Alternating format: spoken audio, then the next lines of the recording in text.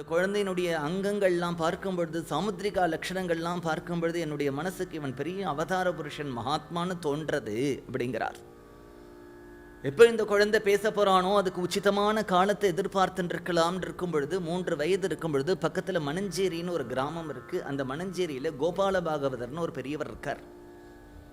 இந்த கோபால பாகவதர் என்ன பண்ணுவார் அப்படின்னா, ராத்திரி பகலா 24 hours ராம ராம ராம ராம ராம ராம ராம ராம ராம ராம ராம ஜபம் பண்ணிகிட்டே இருப்பார்.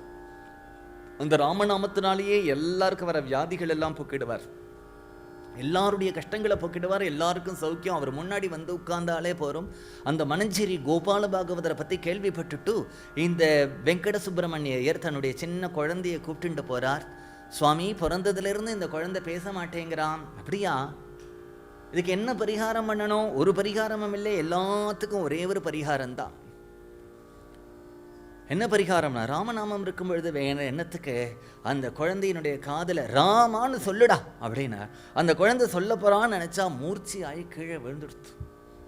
உபதேசம் ராமகிருஷ்ணர் அப்படிதான் ஆனார். அவருக்கு குரு உபதேசம் பண்ணும் பொழுது அந்த மந்திரங்கள், மந்திர துவனி எல்லாம் தேஜஸா தெரிய அப்படியே பார்வை நில குத்தி கீழே விழுந்தா மாதிரி குரு கிட்டேந்து உபதேசம் ஆன உடனே பட்டுன்னு கீழே விழுந்துட்டார். அப்புறம் நினைவு தெளிஞ்சு இந்த குழந்தைய கூப்பிட்டு போனார். ராம ராம ராம ராம ராம ராம ராம ராம ராம ராமன்னு சதா சர்வ காலமும் இந்த குழந்தை ராமநாமத்தையே ஜபம் பண்ணிண்டு இந்த குழந்தை வளர்ந்துன்னு இருக்கார்.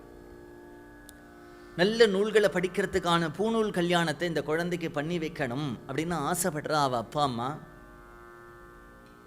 காயத்ரிங்கிறது உயர்ந்த மந்திரம். அந்த மந்திரத்தை பற்றி சொல்லிட்டு வந்தோம். அந்த மந்திரத்தை உபதேசம் பண்ணும்பொழுது ஒரு பட்டு வச்சுட்டு உபதேசம் பண்ணுவா.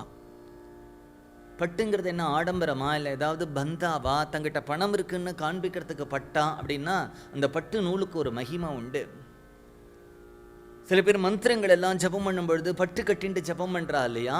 அப்படின்னா அந்த மந்திரங்களை நம்ம ஜபம் பண்ணும்பொழுது அதிலிருந்து ஒரு வைப்ரேஷன், ஒரு சாநித்தியம் ஏற்படுறது. அந்த பட்டுக்கு அது வெளியில் போகாமல் தடுத்து நிறுத்துகிற சக்தி உண்டு. அது செதறி வெளியில் ஓடாமல் அதை அதே இடத்துல நிறுத்தி வைக்கிற ஒரு சக்தி பட்டுக்கு உண்டு. அதனால தான் பூஜை பண்ணும் பொழுதோ அப்படி இல்லைன்னாக்க ஏதாவது மந்திரங்களை ஜபம் பண்ணும் பொழுதோ, காயத்ரிங்கிற மந்திரத்தை உபதேசம் பண்ணும் பொழுதோ அந்த உபநயன காலத்திலே பட்டு வச்சுட்டு தகப்பனார் அந்த குழந்தைக்கு காயத்ரிங்கிற மந்திரத்தை உபதேசம் பண்ணுறார். அது மாதிரியா வெங்கட சுப்பிரமணியர் இந்த குழந்தைக்கு அந்த மந்திரத்தை உபதேசம் பண்ணும் பொழுது அந்த குழந்தை பட்டுன்னு கீழே விழுந்துட்டான். குழந்தைக்கு ஏதோ ஆயிடுத்துன்னு நினச்சிண்டு எல்லாரும் அந்த குழந்தைய எடுத்துட்டு வந்து ஒரு பெஞ்சில் போட்டு விசிறி மூஞ்சில் தீர்த்தத்தை அடித்து, அதாவது ஜலம் கொடுத்து, என்னடா எடுத்து உனக்கு கிட்ஸு வந்துடுதா என்ன அப்படின்னா, இல்லைப்பா நீ காயத்ரி உபதேசம் பண்ணும் பொழுது என்னுடைய ஹிருதயத்தில் பட்டுன்னு கோதண்டராமன் தரிசனம் கொடுத்தான் அப்படின்னு உடனே இந்த குழந்தையினுடைய பிரபாவம் புரிய ஆரம்பிக்கிறது. அவள் அப்பா உடனே ராமா சத்குரோ பாஹி அப்படின்னார்.